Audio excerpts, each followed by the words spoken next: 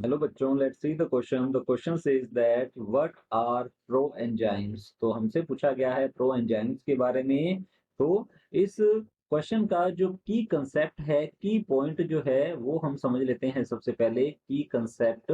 तो इस क्वेश्चन का की कंसेप्ट होगा, अगर हमें बायो कैटालिस्ट के बारे में पता है, बायो कैटालिस्ट या फिर जिन्हें कहा जाता है एंजाइम्स, तो यहाँ हम लिखेंगे इसका अदर नेम, इसे एंजाइम भी कहा जाता है। अगर हमें एंजाइम के बारे में पता है तो हम प्रो एंजाइम के बारे में क्लियर कर सकते हैं, इसका आंसर दे सकते हैं क्वेश्चन का। बायो कैटालिस्ट ऐसे बायोमोलिक्यूल्स होते हैं, या फिर हम कह सकते हैं कि ये ऐसे केमिकल सब्सटेंस हैं जो कि किसी भी ऑर्गेनिज्म में होने वाली जो मेटाबॉलिक एक्टिविटीज है, मेटाबॉलिक रिएक्शंस है, ऑर्गेनिज्म में होने वाली जो केमिकल रिएक्शंस होती हैं उनके रेट को इंक्रीज कर देते हैं। ऐसे जो केमिकल सब्सटेंस हैं इन्हें कहा जाता है बायो कैटालिस्ट। ये मेनली हम कह सकते हैं कि मोस्टली ये क्या होते हैं, प्रोटीनेशियस नेचर के होते हैं। तो यहाँ पर हमसे पूछा गया है प्रो एंजाइम के बारे में। प्रो एंजाइम, प्रो एंजाइम जो है यह क्या होता है, यह एंजाइम की प्रीकर्सर फॉर्म होती है, यह एंजाइम का प्रीकर्सर होता है। तो यहाँ हम लिख सकते हैं ये क्या है, यह है प्रीकर्सर ऑफ एंजाइम।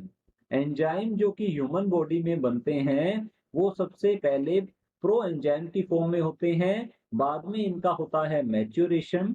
तो इनका होगा मैच्योरेशन, या फिर हम इसे एडिटिंग कह सकते हैं। और एडिटिंग के थ्रू इसमें जो एक्स्ट्रा जो पॉलीपेप्टाइड होती है या फिर एक्स्ट्रा पॉलीपेप्टाइडिक चेन जो होती है उसे हटा दिया जाता है और इसे एक्टिव फॉर्म में कन्वर्ट कर दिया जाता है, जो कि होती है एंजाइम। तो हम कह सकते हैं एंजाइम जो है यह तो क्या है, यह तो एक्टिव फॉर्म है बायो कैटालिस्ट की। और प्रो एंजाइम जो है यह क्या होती है, यह होती है inactive form of bio catalyst. तो हम कह सकते हैं प्रो एंजाइम जो है ये क्या होते हैं, इनएक्टिव फॉर्म होती है, ये प्रीकर्सर ऑफ एंजाइम होते हैं। तो चलिए देख लेते हैं ऑप्शंस की ओर। ऑप्शन ए है हमारा इनएक्टिव फॉर्म ऑफ एंजाइम्स। तो हमारा ऑप्शन ए जो है बिल्कुल राइट आंसर होगा। ऑप्शन बी है एक्टिव फॉर्म ऑफ एंजाइम, तो ये एक्टिव फॉर्म नहीं होती, ये होती है इनएक्टिव फॉर्म। तो हमारा ऑप्शन बी जो है रॉन्ग होगा।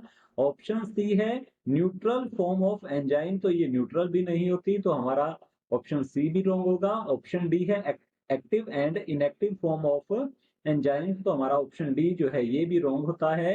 Option A is the correct answer. Hope you understood it well. Thank you.